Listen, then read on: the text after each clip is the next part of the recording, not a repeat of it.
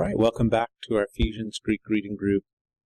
We're in the middle of chapter 2, actually towards the end of chapter 2, and we've been seeing how Paul moves to call the hearers to remember. So, Dio menemo nevete, therefore remember that you once were the nations in the flesh, appositional, the ones being called the uncircumcision by the being called circumcision, handmade in the flesh. So the kiro pieteu is an adjective that's modifying this feminine noun. So this is a dual termination adjective, so it looks like it's masculine, but in fact it's feminine, agreeing with this genitive peritomes, which is circumcision. So remember that once you were the nations, okay, that you were at that time without Christ, having been alienated from the citizenship of Israel, and strangers of the covenants of promise, not having hope, and godless in the world. This is a big list of what the Gentiles, that is the nations, used to be, what they were like in the world, alienated from these things. And but this nunide indicates a change of position, a change taking place. The de indicates a new development, distinctive, and the nuni probably indicates a different direction. So it's not just noon, it's nuni. So the iota on it, Kevin Sutherland, one of students who took a class with me, did some research on this as presented, and I think argues convincingly that this sets out a new direction in the discourse. So, but now in Christ Jesus, you who were once far became near by the blood of Jesus. So in the blood of Jesus. So in the blood, this blood of Jesus becomes an instrument to bring people near. He himself, for he himself. Now, the gar indicates substantiation.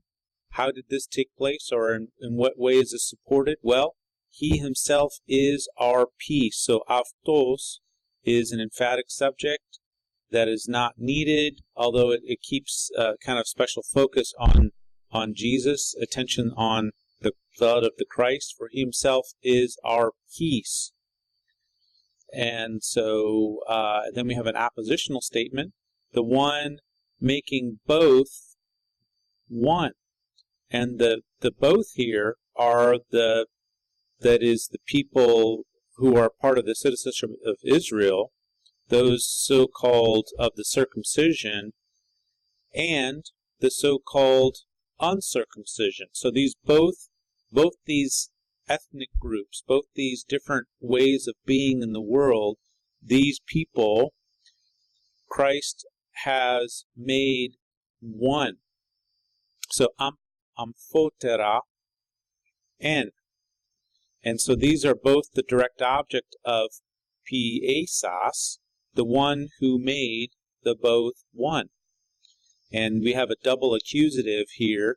And this is an appositional statement explaining who this he is, who Jesus is. And so it's an appositional statement with this participle, and this participle takes two direct objects. One's an external object, and and the other is an internal object that is produced in the action, or conveyed in a special way through the action. And so here, the both, that is, both these ethnic groups defined by circumcision or not, that's the external object through the activity of Christ making, then they come out as one. So the both become one. And so here we're getting a rich description of Jesus. So this appositional statement, remember that appositionals are the abutment of one noun or substantive with another noun.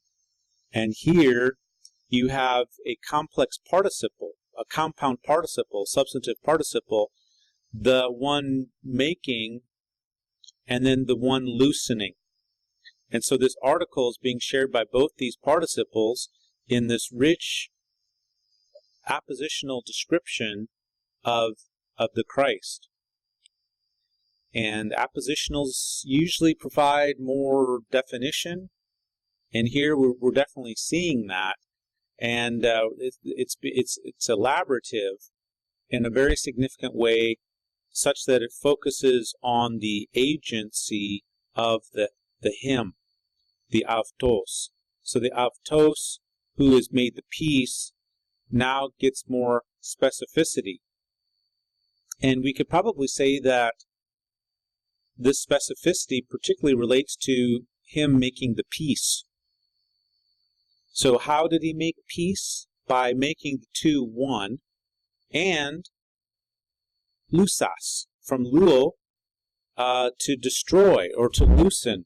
So a lot of times when you loosen something, it comes unraveled. There are certain gifts or presents, when you open it up, you can never get it back in again. And sometimes it's broken.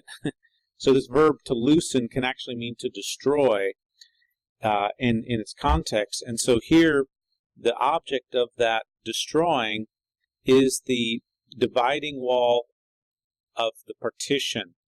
The mesotikon is what Jesus, as the Christ, has destroyed, has loosened to the point of destroying it.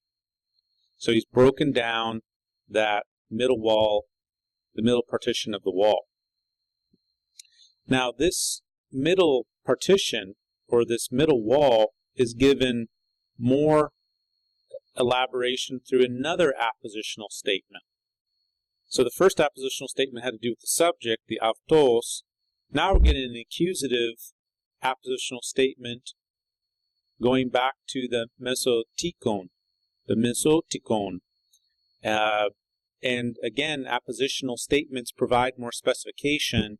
And in this case, this middle wall, this dividing wall, meso has to do with the middle, is described as enmity, hatred. Hatred. And this hatred, then we have a prepositional phrase, en te sarki avto, in his flesh. And the in his flesh probably is an instrument. In other words, loosening this enmity, destroying this enmity by means of, or by the instrument of his flesh. And this is quite an amazing kind of statement here, that this enmity somehow is destroyed in a way that it becomes particularized or located or associated with his flesh, with Jesus' flesh. So I don't think it's the enmity in his flesh. I don't think the enmity resides in Jesus' flesh, but his flesh became a means of destroying that enmity. Now, how did that take place? Well, he suffered on the cross. Remember that Jesus' death in his physical body was actually at the conjoining of Jewish power and Roman Gentile power. So Jesus died between two political entities that hated each other. So his death was a travesty of justice. It wasn't real justice at all, and involved the collusion of these two hating parties that came together and killed him. And so in a sense then, his body came to symbolize this enmity. And dying on the cross was the worst form of Roman punishment. And Jesus took upon that punishment in his flesh, which represents this enmity in a certain sense. So there's some association, but then his flesh becomes the means by which that enmity is overcome. So yeah, this is a very startling phrase with prepositional statement together, and I'm just trying to unpack what that means. Now, we have a further description of what Jesus has done in verse 15. The law of the commandments in dogmasin katargesas. And here we don't have an article in front of katargesas, this participle, so it's not appositional like these ones are. These are appositional because of the article makes them substantive participles. This participle rather is circumstantial, and I would call it postposition. So it really belongs with this clause up here. He himself is our peace. How is that explained? Well, by this post-nuclear explanatory participle. That clause explains the more about how he is our peace. And so he made the peace by abolishing the law of the commandments in human regulations. And we looked at this last time. It's a conglomerate of words that overlap in semantics, but in the end what Jesus did away with was what caused the enmity or the separation between Jew and non-Jew. It was really a boasting in the law, and then all the human traditions that developed around the law that then continued to keep the Jewish people separate from, but also in antagonism with, the surrounding peoples. And they didn't like the Jews, and the Jews didn't like them. I mean, the Romans, we have Roman playwrights making fun of the Jewish practices.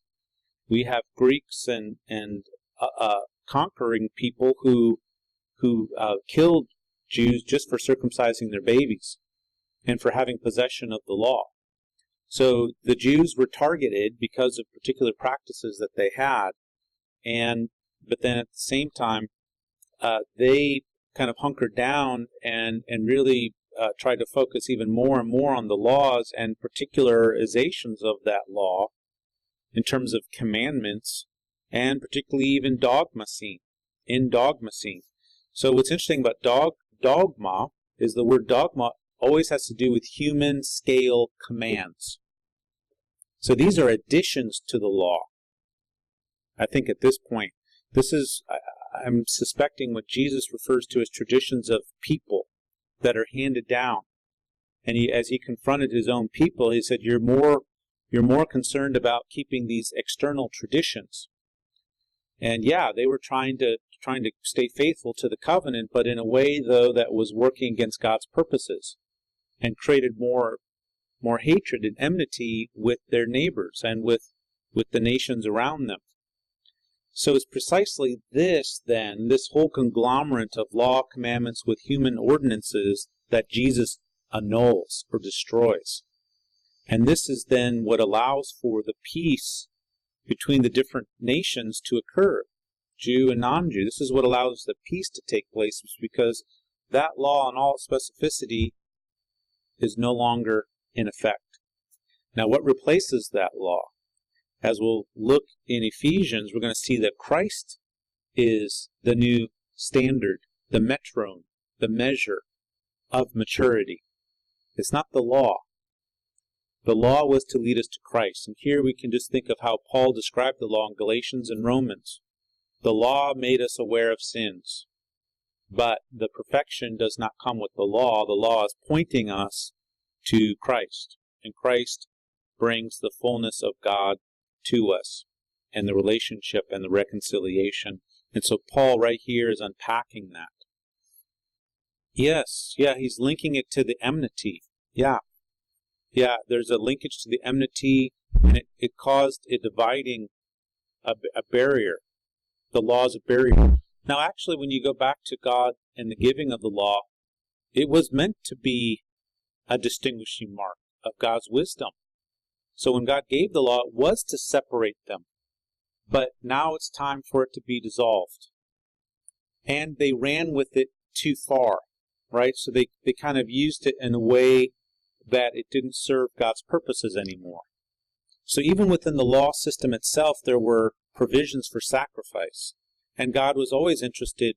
In other words, by provisions for sacrifice meant that there was a sin problem.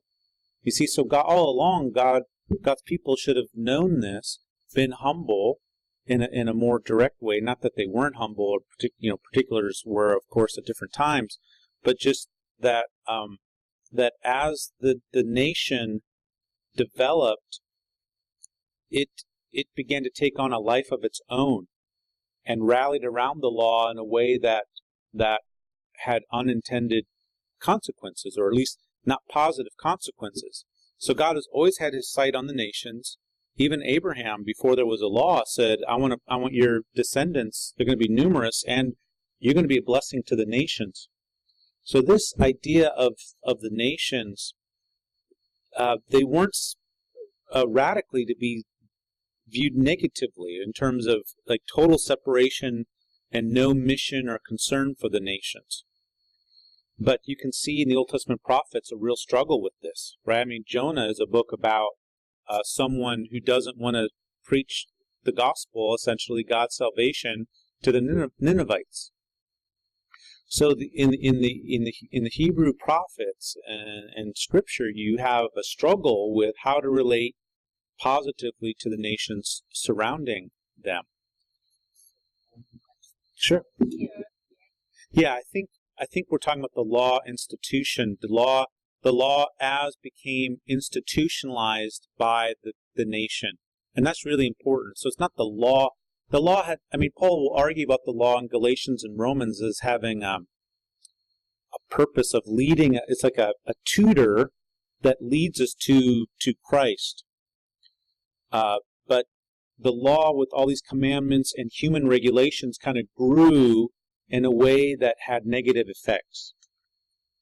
And that Christ himself was confronting. He's talking about traditions of people, for example. And so, so Paul understands then that Christ has annulled this whole system that became so negative. And it's particularly right in the moment where he's trying to describe, where he is describing that God has made both groups into one. And Christ has brought peace. He's brought a peace to the groups. A shalom. Yeah. Yeah. Yeah, I think so. Yeah, so when you have this genitive, the law which consists of commandments in human ordinances, he's talking about a particular human additions to the law. So the law as this complex, which nationally was being used to foster, which fostered antagonism, enmity between Jew and non-Jew.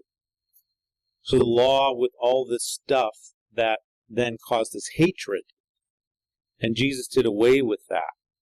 And he himself becomes the standard, the metron, and we're going to get to that in chapter 4. So he is our peace. So what's interesting is Augustus established peace through conquering and through establishment of Roman law.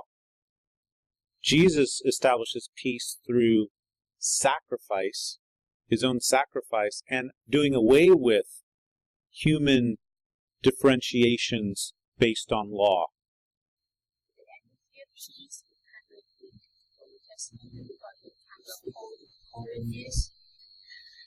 Well, it's certainly more than just a personal peace. So we're dealing with a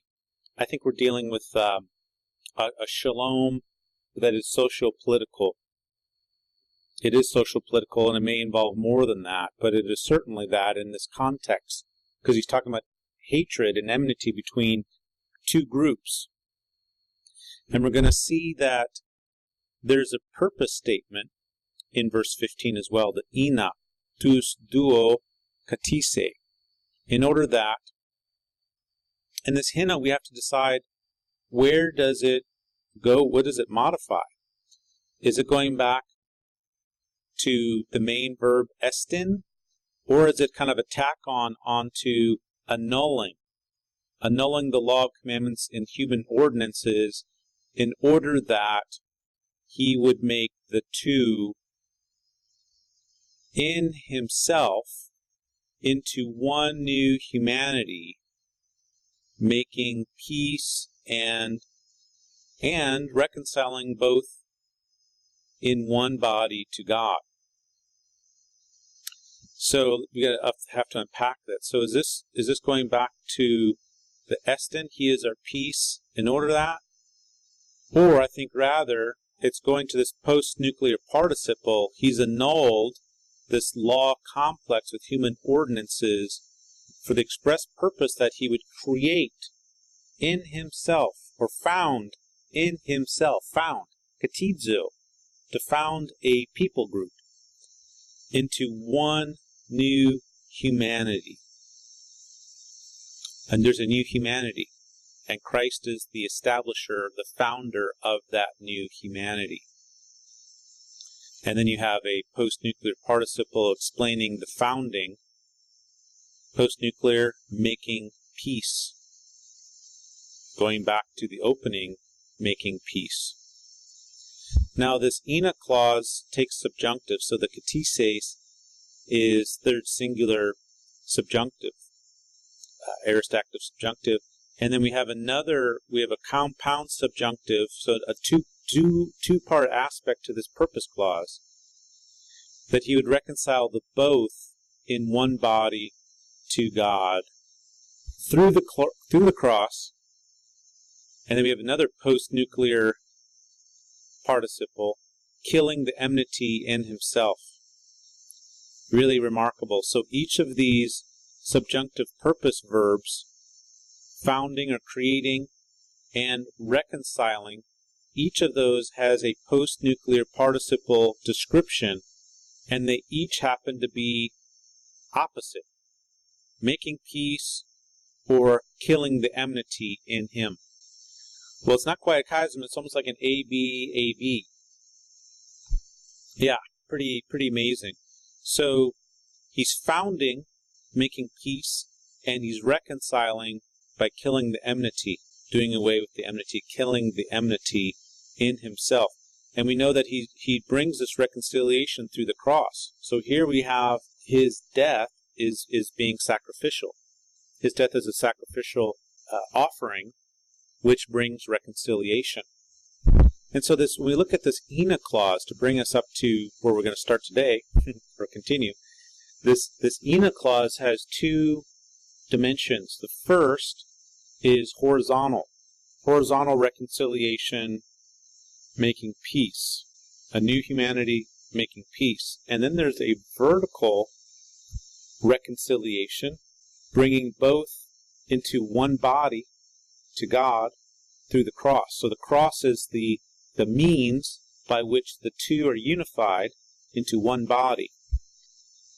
And by doing this, he's destroyed or killed the enmity in himself. And there's a radical reversal here, because through the cross is his own death, but through his own death, he has killed enmity. He's gotten rid of this hatred in his own body through the cross. So pretty remarkable. God takes the worst moment in human history and makes it the best. That's the kind of God that we're in, is that he redeems events, people, places, times. He's able to do that, and it's amazing. So here's Jesus in his own body, bringing together all this hatred and enmity and killing it at the same time. As he's being killed, the enmity is being killed, and he's establishing a new humanity and a peace, as well as reconciliation to one another and with God. So it's amazing right here what Paul has conveyed through the grammar. Notice that these post-nuclear participles are, one of them is present tense, establishing peace, and that, making or establishing suggests kind of ongoingness, whereas the killing, the enmity, is aorist, just kind of viewed as a whole, killing it. So the peace is kind of an ongoing thing, whereas the death blow to the hatred is viewed as a whole. All right. So then verse 17. This is where we're supposed to get to today, and hopefully we can finish 17 to the end. And here we have a quote, but it's not cited. as a quote. This comes from Isaiah 57:19. So it's really interesting how Paul just kind of slides into it.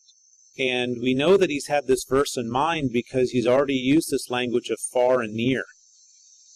So if we go to the few verses earlier, he has used this once, far and near, and language. You were once. So he's had this verse in mind. And so there's some significant changes if we compare it to the original base text that would be an intertextual study. We can't really do that. But I can point out a couple if my memory serves me correctly. One is that you have this pre-nuclear circumstantial participle. This is not necessary. It's added for some effect. So going, probably to indicate mission.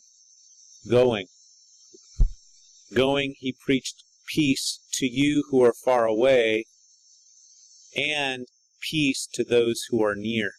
Okay, so this going suggests movement, and perhaps even missionary movement. And so this pre-nuclear participle provides a procedure, a description of procedure, probably because he's emphasizing the fact that this gospel proclamation requires people to go. Now this reminds me of Romans 10, where he talks about, well, who will hear unless someone goes and preaches?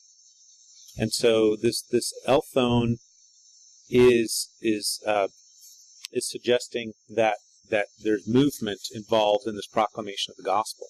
Now something else that happens in terms of updating the text is that this peace is repeated twice. So peace to those who are near, and peace to those who are far, and peace to those who are near. So this really, I think, stresses the fact that both groups receive peace. And it's not just for those far away, it is for those who are near as well. And here I think of the prodigal son story, or the loving father, one son left. But really, when we look at the parable, when the son returns, it's the older brother that is struggling. I mean, the parable really is about maybe the disgruntled older brother. We should maybe call the parable the disgruntled older brother. And so Paul here repeats peace, making sure that both groups are recipients of that. So he explicates that peace goes to both groups. It's not just for the nations, it's for the Jews as well. Now, I think the original context, so here's that verse. So how will they call on him in whom they have not believed? And how will they believe in whom they have not heard? And how will they hear without a preacher? So this reminded me of that Romans 10:14. So people need to go. Now, in the context of Isaiah 57:19, we maybe would need to consider whether Isaiah had the return from exile in mind, which he probably did. But this motif is repeatedly used by Paul to refer to the Gentiles as exiled people now brought into God's covenant and purposes. So a book that I've recently really appreciated that kind of looks at this theme across the Pauline literature is by David I. Starling. And I forget the name of his book, David I. Starling, but it's a book that looks into this, where the Gentiles are, he looks at this, Paul referring to the Gentiles as in exile. And then you have an OT, so verse 18, because through him we have access, both. So we both. So the e amphoteri is the subject here. So this both is the subject of the we. So we is indicated by the omen in the verb, but then it receives more specification by this kind of adjective of number, both. So both. So we both have access by the one Spirit to the Father. So this OT is kind of interesting here. It's not a gar, and I think the difference between a gar and an OT is that the OT is more connected to the previous clause than a gar is. A gar is like its own statement, whereas an OT it shows more connectedness. They both can mark support, but the OT, I think, is a more closely connected in terms of content, uniformity. So preach was peace to those who are far and those who are near, because he himself, because through him we have access by one Spirit to the Father. Now this verse is really interesting for several reasons, one of which is that it's Trinitarian. You got Jesus, him, you've got the Spirit, and then you have the Father. So it really is quite remarkable to see the three working together right here. Now remember that earlier Paul said that the nations, the Gentiles, were atheu, without God in the world. Now they have God in the world. They have a triune God in the world. And that's a significant change, a reversal that takes place. Because they have access, the pros agogein. So this means that they have a hearing. They have the ability to be heard by God, to enter into his presence. They have access. And this access is by the one Spirit. So they're not coming at God from different angles. They're coming at it from the same angle, the same one Spirit. And this is really significant because in the ancient world, spiritual entities, different kinds of spirits, and Paul's saying, no, this is the same Spirit. We're not talking about a different religion here. We're talking about one means, one Spirit, one Father. And Jesus is the one through whom this access is granted. So his sacrifice is what makes this possible. And then in 19 we have an araun where Paul draws some further inferences and makes some additional new points. Therefore then, you are no longer, which implied that at one point they were. And here we see the continued reversal of what they once were compared to what they are now. They used to be alienated and strangers to the covenants. Now they are not. Now they are no longer strangers or foreigners, but you are co-citizens of the saints and household members of God. So remember that at one point they were separated from the politeia of Israel. So if you go back to verse 12, you were once alienated from the citizenship of Israel. Not anymore. Now they're sum polite. Also, they were once zeni. Now they're no longer zeni. So all these things are being reversed. This list of 5 things that they once were lacking now is being undone. And they are household members of God. And belonging to the household is significant because this means that you take on the deity. Being household members, you worship the same divinity. And so they're under the politics of the saints. They're the fellow political members of the saints, and they're household members.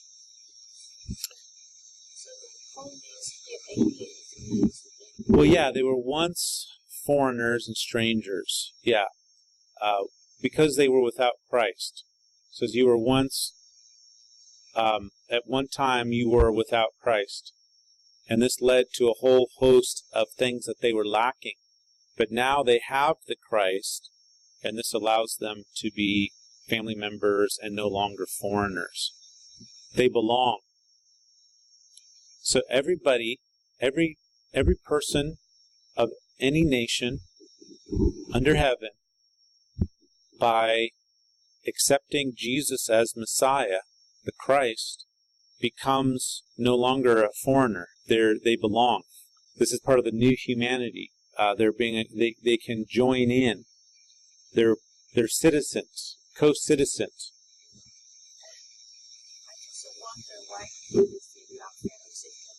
Yeah, that's a big interpretive question. So, is this a different entity than Israel?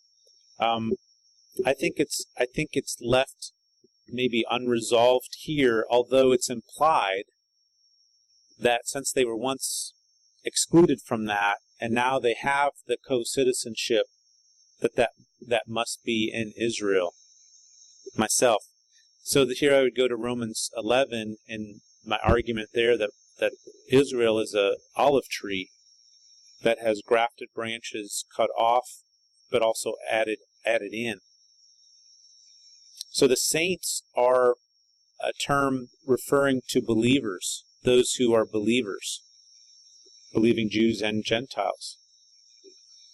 So either Israel doesn't matter anymore, or it's implied that that's what the citizenship belongs to.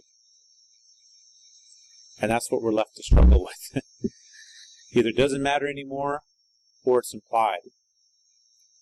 And I think given Romans 11, I think we'd say that it does matter. And so it must be implied. Because the 5 things that they were once lacking, that list of 5 things earlier in verse 12, they're now obtaining. You see, so it's a radical reversal. They didn't have those things, but now they do. So it'd be a sleight of hand if Paul suddenly isn't talking about Israel anymore. I think he assumes it. Yeah, it's one root. There's one people of God, one body. We don't have 2 peoples of God. We don't have 2 bodies. We have one. Yeah, I think it's implied. I think it's strongly implied from his wording. We have post-nuclear participles here of different kinds. First, we have this long one that has to do with being founded. So, epikodomethentes, having been founded upon the foundation of the apostles and of the prophets. And so this is a post-nuclear participle that is explaining, I think, that they are co-citizens. So their co-citizen status has to do with the fact that they've been laid down as this foundation, or they've been given a foundation. Now already he's starting to work with a metaphor, and that is that we're going to get to in a moment, is that the people of God are God's temple. So they've been laid down as a sacred on a sacred foundation. They've been given a foundation as the temple space of God. And so first you have the foundation, which is the apostles and the prophets. So that they've been settled as a building structure upon this foundation. Now there's some debate whether these prophets are like New Testament prophets, like Agabus from Acts and other prophets, or whether this refers to the prophetic tradition of the Hebrew Scriptures. So are these apostles and Old Testament Hebrew prophets, or the New Testament apostles and New Testament prophets? That's a debate. It's kind of hard to settle here. Yeah, in other words, the establishment of the city, the foundation of it occurs with signs and sacrifices. Yeah. So if he has this kind of mode in mind, which I think he does, then that may provide some evidence that maybe this was predicted. The prophets predicted this, right? So this might be the Hebrew prophets, particularly because he's just quoted from Isaiah, which we might say is kind of a high point of the prophetic tradition. So you're founded upon you were founded upon the foundation of the apostles and prophets, and then we have this genitive absolute construction. Christ himself, this avtu is amplifying the subject, meaning self. Christ Jesus himself being ontos, from the verb imi, being the cornerstone or capstone. And here there's a debate. Are we talking something under the ground that is not seen necessarily as the cornerstone, or is there a sense of transcendence that Christ is actually the capstone of a temple structure? Now, akro means highest. It means highest, and then gonieu has to do with corner. So I tend to view this as the highest corner of a temple structure in which the deity and sacred objects of worship and devotion are depicted on that highest corner in pagan temples. Of course, the Jewish temple didn't have that corner. They weren't constructed that way. So there's some debate as to whether this is a cornerstone or the highest corner. Depends on which kind of vision of temple, perhaps, we have in mind.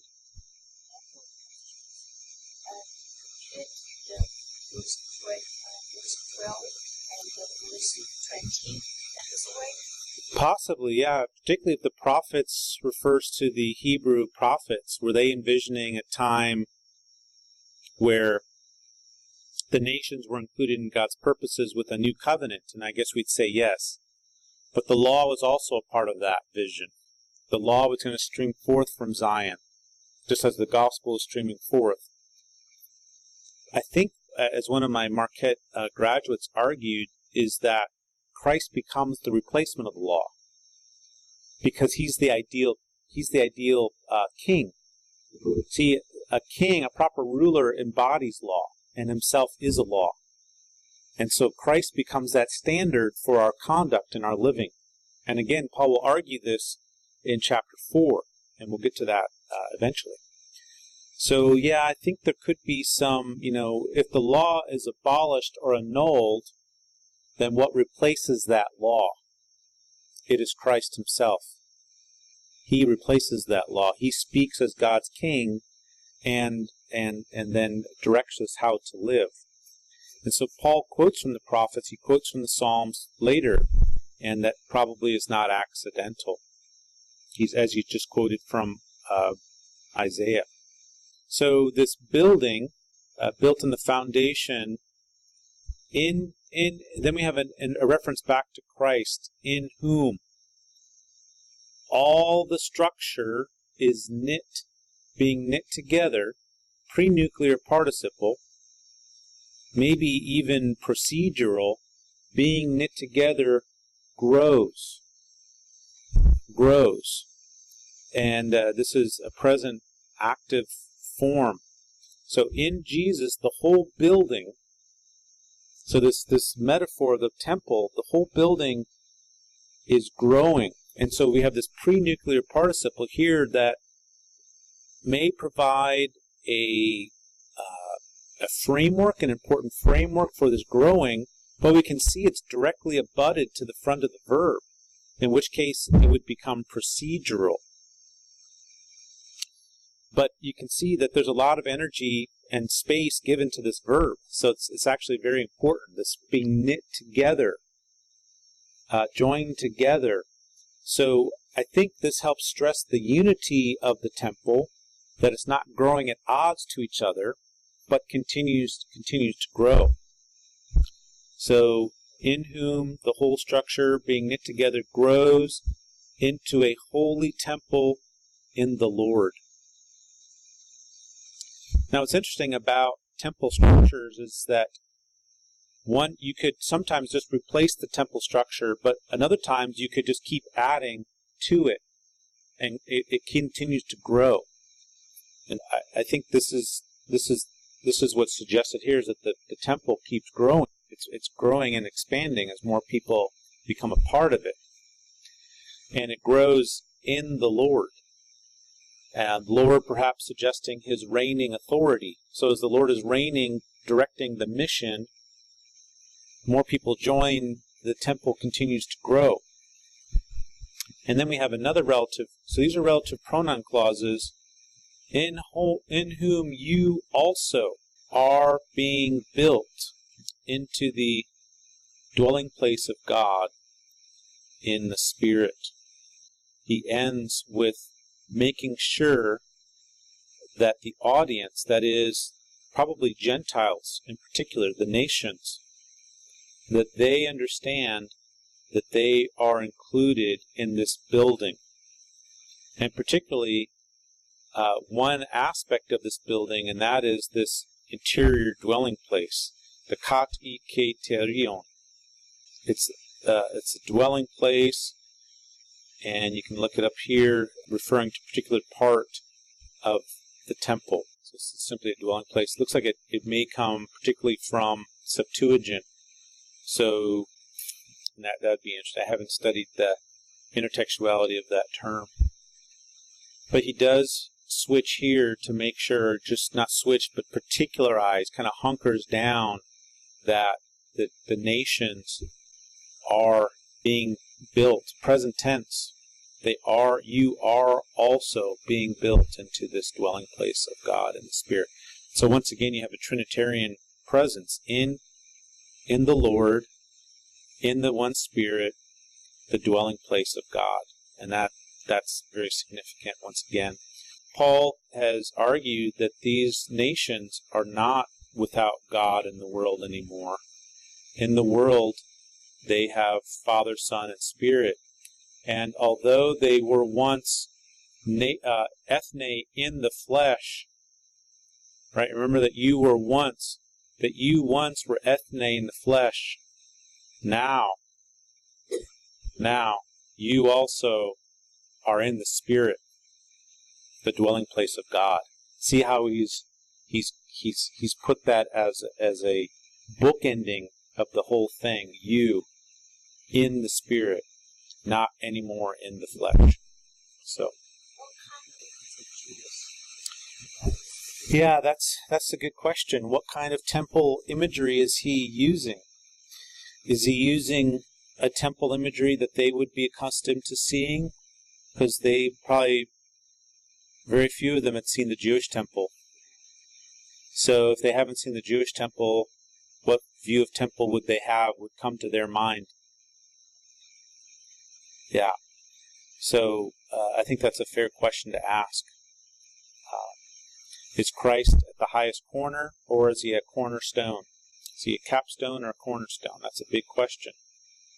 So is there building and going up into transcendence? Christ far above everything. He's been using that spatial movement of above.